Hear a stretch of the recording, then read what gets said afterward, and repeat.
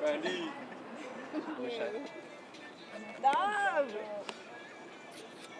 Stop checking. I like that too. Even though Brandy's hands are right there. You can crop her out.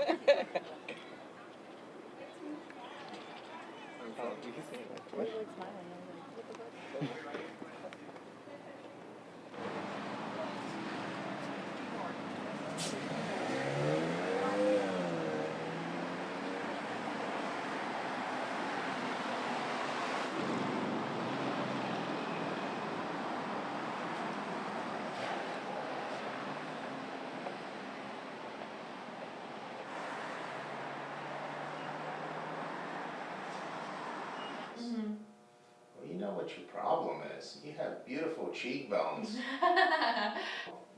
And maybe just with the makeup, use a little bit lighter makeup. Okay. Under here, just like some shadows and stuff when I take photos, just for my cheeks and stuff. I see a lot more people coming to my office, and the answer to the question, what bothers you and why did you decide to come and see me, surprisingly enough, is I saw a selfie of myself and I hated it and I have to fix it.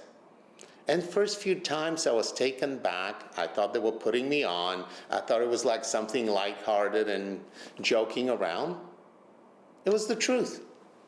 They really weren't happy how they looked in a selfie.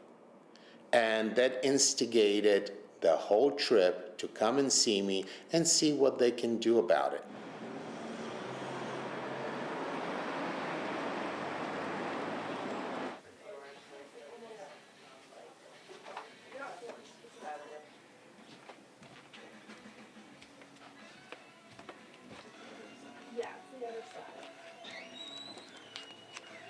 I wouldn't say it's a bomb, but I don't think it's been selling well. I think a lot of people are waiting to see kind of what happens. A lot of these photos are photos that have been seen before already, so it's a very small market of people who probably really want to have that kind of book maybe on their coffee table.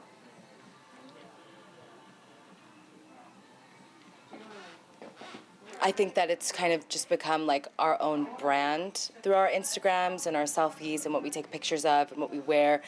Like, we're just branding ourselves, like where we eat, where we are, where we live, who we hang out with, what we do, when we do it. You know, it's kind of like we're thinking before we take that picture, we post it, or other people do it, you know. No. I think it does put a lot more pressure because you're constantly, you know, there's a bunch of photos being taken of you, so you just have to look good all the time. So I think it's kind of like almost like a hassle. Like you have to put way more work than you normally would into a regular day.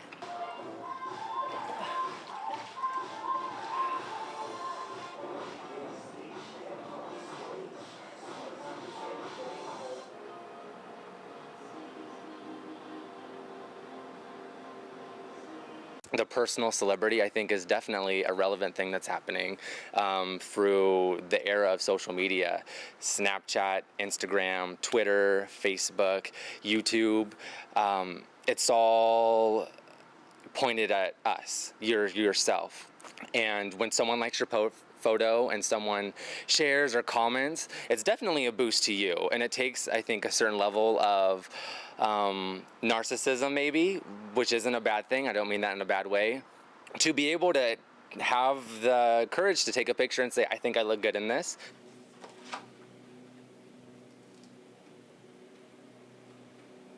There was a time when we had different values, when we had broader values.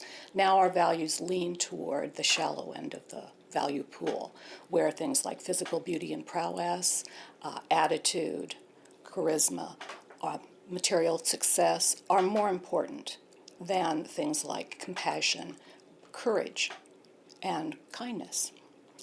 I think that this is a problem and related to selfies because when one becomes obsessed with something, it becomes an addiction.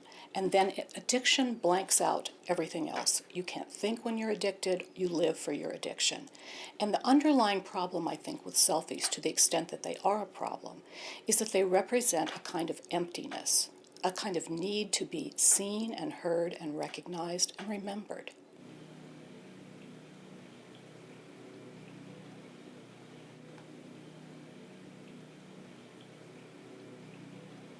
If you have a millennial that you're concerned about who's overly involved with selfies, the things that you need to look for are, do they have healthy balancing interests on the other side? Are they capable of empathy and caring for other people?